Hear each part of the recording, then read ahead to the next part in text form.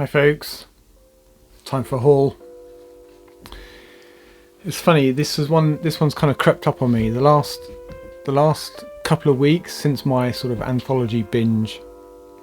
I've been thinking, well, I've been quite good, I've hardly bought any books, but I seem to have like a really big pile here. I'm not quite sure how that happened, so I'll have to investigate as we go. So this first lot were I picked up actually yesterday, so I'm recording this on Thursday the 28th. I was at work yesterday, Wednesday, in Richmond, and there's an Oxfam on the high street there. And the last few weeks it's been a bit of a dry well. There's been nothing particularly there. It's the same old books basically. But yesterday somebody had dropped quite a large science fiction collection, mostly quite old, quite knackered, quite pulpy books, much of which I wasn't interested in. But I did pick up 8 or 9. So I got an Alfred Bester, Starburst,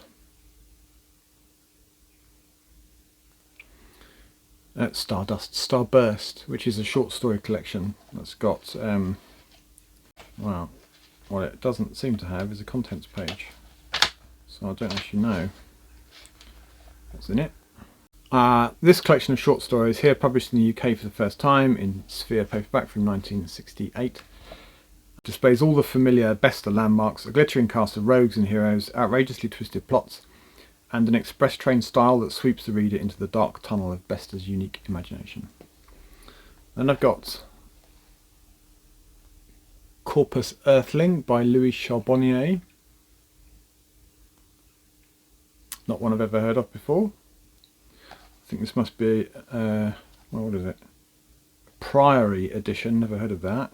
So I don't know what that's about, not a clue.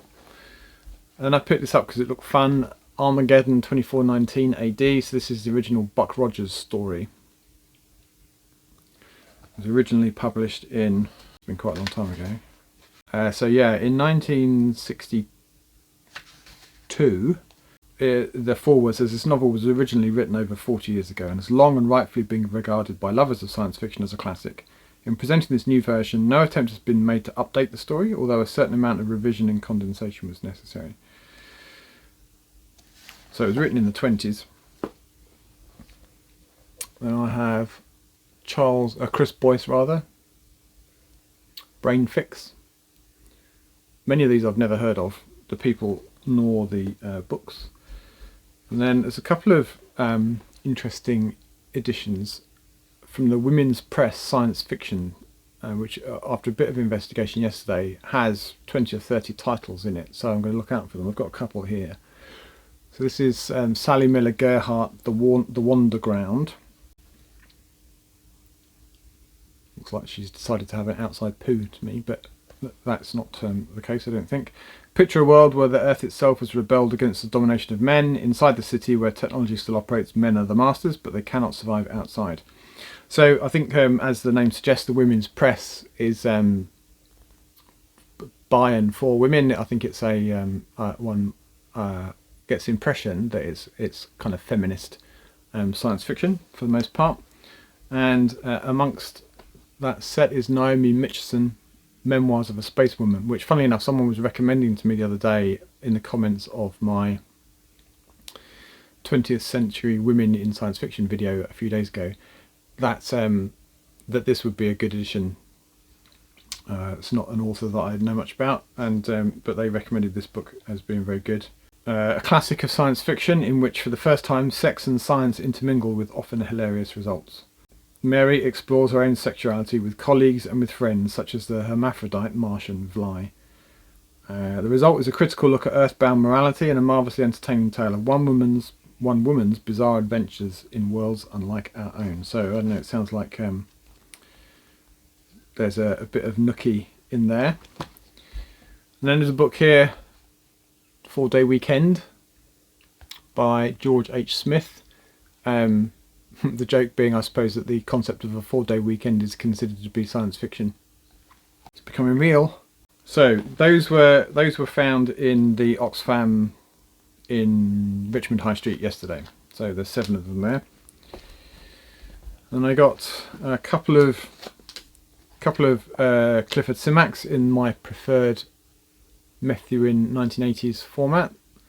These were late coming from World of Books. I placed an order for about 8 on World of Books, and they actually contacted me and said 2 of them were in such shocking condition they weren't prepared to send them to me, and so could I pick 2 more. So I did. So I thought, unusually, normally they would just send you any old shit, so someone obviously had their brain switched on. So there's the Goblin Reservation, which sounds fun, and A Heritage of Stars, which has got an impaled robot head on the cover. So I don't know how many of those I've got now. Probably about a dozen, I would think. And then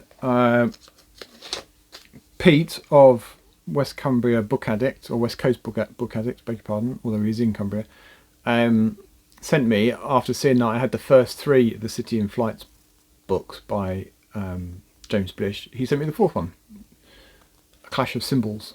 So I now have the full set of all 4, and in really nice condition in the Arrow paperback, and I can ditch the ropey old Science Fiction Masterworks version that I previously had. So I've read the first one, so I haven't read the other 3. And then I went shopping on eBay. If you watched last week's haul for the science fiction anthologies, you'll have seen that I got almost, but not quite, the full set of the New Writings in SF, edited by John Carnell, and later by Kenneth Bulmer. And I had about 6 missing, and so I was able to find 4 of them the other day. So I've got SF18, New Writings in SF18, with, I'm afraid to say, a naked lady on the front. And I've also got number 12, which has got an alien this time. And then I was missing 16, so I've got that too. That's a nice cover, and it's in really nice condition. So actually those 3 are all in nice condition. Number 23 is a bit flaky, honestly, so at some point I'll probably want to upgrade that one, but for now it'll do. The important thing is I've got the stories to read. So I am still not quite at the full set. I think there's one in somewhere in this haul. There's another one, number 17 I think, but I'm still missing 2, so I should be looking out for those.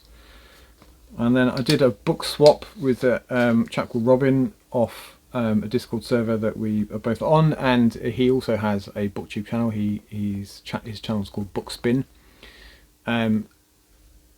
He recently got a nice book club edition of Inverted World in hardback, and said that he wasn't sure which one he was going to keep. And I said, well, if you're going to get rid of the pan lozenge, I'll happily take it off your hands. So he sent me that. I sent him a book. I forget what it was now, but it was a fair swap. So that adds to my pan lozenge collection. I think I now have 30 of the 78 that there are in the set. Happy days. Always good to do a book swap. So for the cost of a bit of postage, we each got a book that we wanted. Here's another Simac in that 80s Methuen livery. This one was sent to me by a chap called Mike, who lives in County Cork in Ireland, and he is a viewer of the channel. I have in the past sent him a bunch of books, and we've done a bit of a swap. And he very kindly said, I've got this and I've seen you've been collecting them, do you want it? So he sent it to me at some expense from a postage point of view, on his part, which I'm very grateful to receive. So Our Children's Children. On a summer's day, like any other, holes opened in the air and people walked through them into our world. They kept coming and coming until they numbered in the millions. They said Suella Braverman would have a field day with that. They said they came from the future. They were our children's children. The holes were time tunnels, one-way passages from the future. And down them were fleeing our after generations, escaping from an invasion of intelligent yet murderously savage aliens. She'd have a field day about that as well. The tunnel was supposedly secure and guarded. The beasts, whatever they were, couldn't get through. Or so it was claimed. Probably they'd been camping in Calais. But then somebody up ahead slipped up and the beasts were abroad. Our Children's Children is an invasion tale of sorts from the future. So thank you, Mike, if you're watching. Appreciate you sending that. That's great. The next little pile here was sent to me by Kenny, who also has a channel, Kenny RH, who does a bunch of things, but also likes a bit of vintage sci-fi. He's been clearing some space from his shelves, suffering from the perennial problem of not having enough room. and he decided to jettison a bunch of books and gave me first pick. So I picked about, I don't know, 9 I think it is, that I like the look of, and he very kindly sent those to me. So I've had a bit of an influx of books from fellow booktubers, which is nice. So KW Jeter, Death Arms. So he's certainly got Death Arms there, isn't he? Pretty chunky chap, he's been working out. KW Jeter is the guy that wrote the official sequel and a sequel to the sequel of the Blade Runner books, amongst other things. I hear his writing is really good. So I haven't read anything, and actually hold that thought, because there is another KW Jeter later on. The city, Los Angeles, the time, the day after tomorrow. The straight population has fled from the fear. Only those with no choice remain, policed by the deadly Scrap organisation. Lega is on the run from Scrap Agent, haunted by his father's memory, hurtling towards his own death, and a release from a conspiracy that makes Iran Gate look like a game of Chinese whispers, etc, etc, etc. Has the brain-burned intensity of his mentor, Philip K. Dick. Okay. And Kenny also sent me a John Varley, The Golden Globe, which is about a roving Shakespeare troupe who perform all around the solar system to colonies, but are also what are they? One of them is also an interstellar con man wanted for murder. So John Varley's an author. I've only read one of his books. I've got a bunch of them now, so I need to read them. The only one of his that I've read is Red Thunder, which I really enjoyed. More of that in a bit as well. He sent me a couple of Andre Nortons. If I just look for them here, hang on a second. There are 3, I think. So we've got Witch World. I've got Web of the Witch World, which is not the first one. I think this is the first one, Witch World. So this is a kind of a science fantasy type thing. And then there's a bunch of them. Spell of the Witch World. This is number 7. I don't know how many there are after that. And then he also sent me Dragon Magic, which sounds suspiciously like fantasy to me, by the same author, Andre Norton, who was one of the female authors that I featured in the top 10 women of the 20th century video I mentioned earlier. So you can have a look at that if you haven't watched it already. There's The Martian Chronicles by Mr. Bradbury. I don't have that, so I'm pleased to have a copy of that. And we've got No Man's Land by D.G. Compton. Not read anything by him. It's a bit shiny. No wars, no crime, no men, no problem. So it's literally no man's land. Interesting. The attrition is a bloodless, bureaucratic word chosen to hide the appalling reality of the plague that has changed the face of civilization. Now Dr. Harriet Ryder Khan, born 4 years into the attrition, thinks she may have an answer, but in a world convulsed by trauma, she finds that there are those who do not want a solution, and they are prepared to go as far as it takes to silence her. So it's a witty and intelligent thriller, by all accounts. And I've got Robert L. Forward, Flight of the Dragonfly, which is the sequel to The Dragon's Egg, I believe, which I have a exceedingly tatty old copy of. So I need to upgrade that at some point.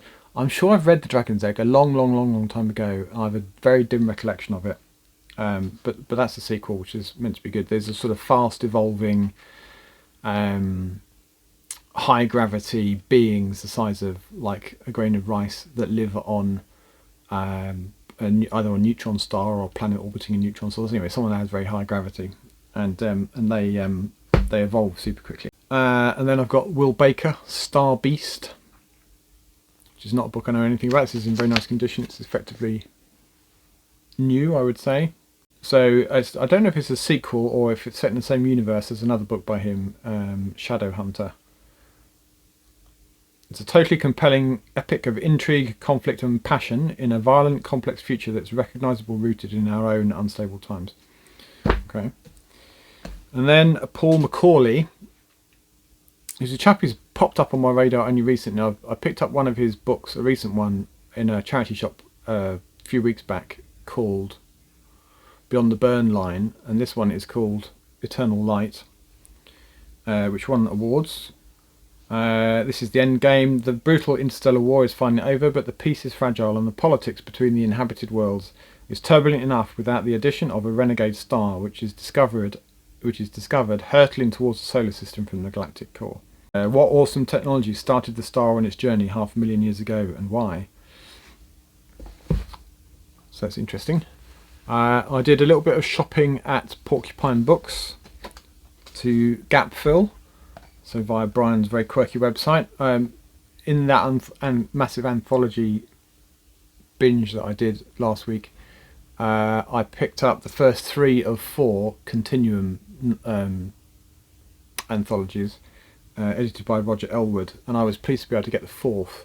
But what I forgot when I ordered the 4th was the first 3 are a US edition, so this, whilst it completes the set, doesn't match, which is giving me palpitations.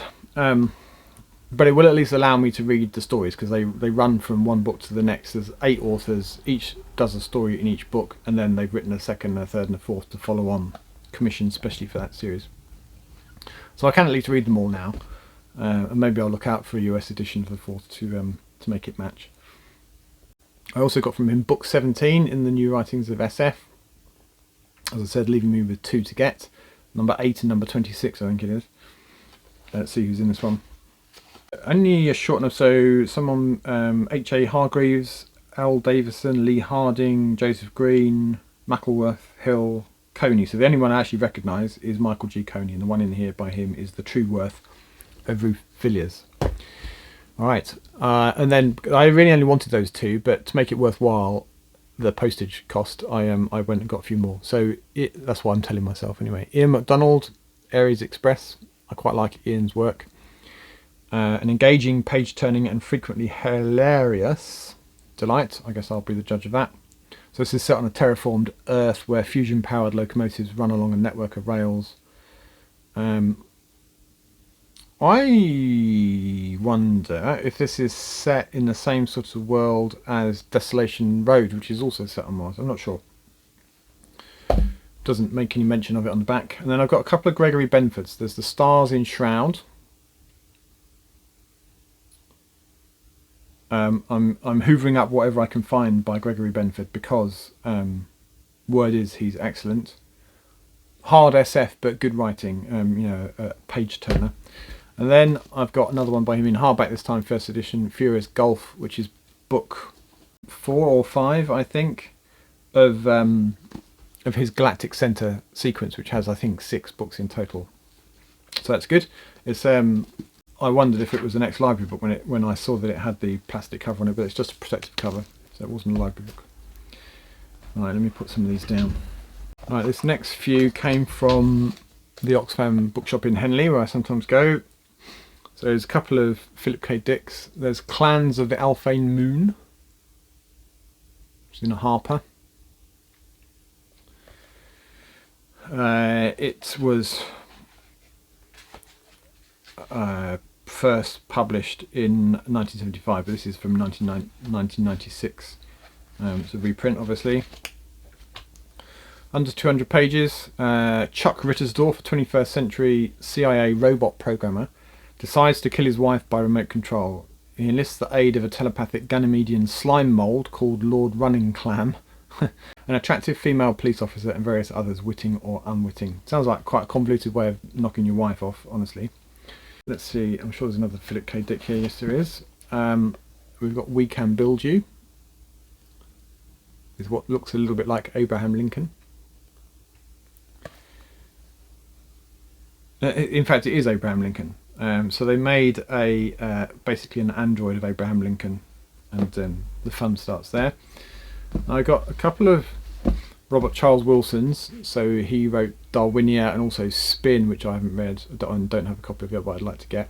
This is A Bridge of Years. So this is a little bit like Simac's, what's it called? His very bucolic one, Way Station, where you've got the guy in the house. So Tom Winter thought the secluded cottage in the pine woods would be the perfect refuge, a vine-covered sanctuary, a place to nurse the wounds of lost love and happiness. Tom discovers that his safe haven is the portal of a tunnel through time. Same sort of idea. And then you've got The Harvest by the same author.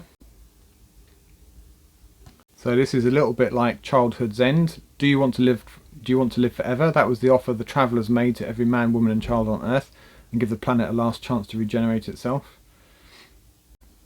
Most people accept, but some turn it down. I think it's a story of someone that turned it down. And then for sake of completeness, I've got a J.G. Ballard. I don't like his writing, at least I don't like the ones that I've read, put it that way. But somehow I feel compelled to buy them when I see them. This is a relatively recent one, I think. Published in 2007, this is the first edition in paperback in the UK at least, in Harper Perennial. And it's a standard issue Ballard dystopian thing, I think. A gunman opens fire in a shopping mall, not a terrorist apparently, but a madman with a rifle, or not, as he is mysteriously and quickly set free without charge. And then I mentioned John Varley earlier. I've been seeking the 4 Thunder and Lightning books, so starting with Red Thunder, and then it goes the second one called Red Lightning is the second one. I've got Rolling Thunder here, which is the third. They weren't published in hardback in the UK, so this one was actually shipped from the US by Better World Books in the US. It was very reasonable postage, so it was a bit more expensive than I would have paid in total in the UK for it if I'd found it, I think, but not a lot more. There's 2 things that are annoying about this. The first is it's a different size to the others, so they don't match from a size point of view. Why do they do that? I'm going to write a strongly worded letter to my MP. And then the second annoying thing is my fault. Better World Books have like a barcode system. They put a little sticker on the spine so they can find the right book and scan it when they find it. And I peeled it off with a bit too much gusto. And I've ripped the cover, I ripped the DJ, the dust jacket. I thought initially that it had just left some residue and I could peel it off, and I just made it worse by peeling more of the cover off. So that's a bit upsetting. I might want to replace it at some point, but it'll do for now. So I've just got the 4th one to look out for, which is called Dark Lightning, I believe. Yes, so a few weeks back I bought the first of the Merchant Prince series by Charles Stross in hardback. I thought I was getting a UK edition. What actually turned up was a Tor US edition. So I'm now making it my business to find the rest of the series in Tor. So I got this and another one I'll show you in a second for like £3.20 or something on eBay. And it is indeed a Tor. It's mainly in pretty good condition, apart from it's got a bit squished, probably in transit, honestly, and a bit ripped on the DJ there. So I need to do some sort of running repairs to that to stop it getting any worse. But otherwise, it's in good nick, and that's book 2. And then I skipped 3 because I haven't been able to find it, but I was able to find book 4. So I should look out for the other 3. There are 6 in total. This one's in pretty good condition. It's got a slight crease at the bottom of the dust jacket, but is otherwise in good nick. Charles Stross himself was a bit annoyed by these editions because he felt that he was required to spend quite a bit of time catching people up at the beginning of each book with what happened in the last one, at the insistence of his editors at the time, and he feels that did spoil the flow a bit. And he's much happier with the later omnibus editions, which each have 2 books, so he was able to strip out a bunch of that exposition and to sort of recap from the beginning of the second part of the omnibus by doing that. But I'm quite happy to have the original books like that, first editions, etc, etc. I got another Gregory Benford, again on eBay. I think I paid £3.22, is rather the exact price, but that's what it was. Matter's End, which is actually a short story collection. It's in really good condition. It's in the Gollancz. I don't know how many there are. Oh, quite a few. Probably, I don't know, about 15. So they're relatively short stories, which is I like in a short story. If I wanted to read a novella, I'd read a novella. But these are sort of 10, 15. There is one sort of 45 pager, but most of them are 5, 10, 15 pages at most. So quite bite size. That's quite nice. And then I bought a few weeks back. I bought a hard copy of Interference by Sue Burke, which is the second of the duology sort of planty first contact book, and I was able to find the first part, Semiosis, which was the original book. So I now have a matching set of Tor hardbacks. I've ditched the paperbacks that I originally had, so they make quite a nice set. They're really good books. I know I've said that before, but definitely worth getting hold of if you can. I think they're excellent. It's first contact with the difference, plus a bit of kind of colony struggles and some intergenerational dramas as well. I mentioned KW Jeter earlier on, so this one came to me via circuitous means. So this is the sequel to Blade Runner, the Edge of Human, which I don't know a great deal about. I don't know to what extent this was the source material for Blade Runner 2049, the movie, or if that was done completely separately. I'm not sure. I guess I'll find out when I read it. As I said, he's meant to be a very good writer, and this is meant to be a pretty good book. This came to me, thank you Chris, from a chap called Chris who lives in Derbyshire, in the sort of North Midlands, and he spotted it in his local charity shop and asked me if I wanted him to grab it for me, and I said yeah, and he very kindly sent it to me. So that's awesome. And this is a collection, an anthology of end of the world post-apocalyptic stories, Wastelands, the New Apocalypse. I think there are two preceding books, Wastelands, Stories of the Apocalypse, and Wastelands 2, More Stories of the Apocalypse. Easy for me to say, Apocalypse. So in Wastelands, the New Apocalypse, master anthologist John Joseph Adams curates his finest collection yet of post-apocalyptic short fiction. Whether the disaster it comes via nuclear war, pandemic, climate change, or cosmological disaster, these are the extraordinary trials and tribulations of those who survive.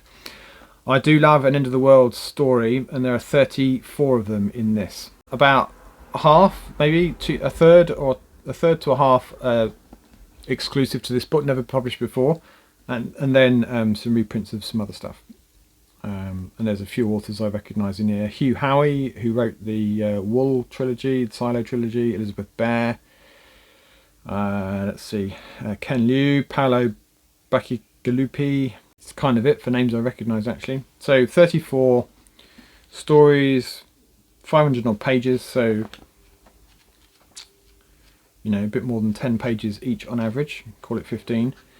So I should enjoy those when I get around to it.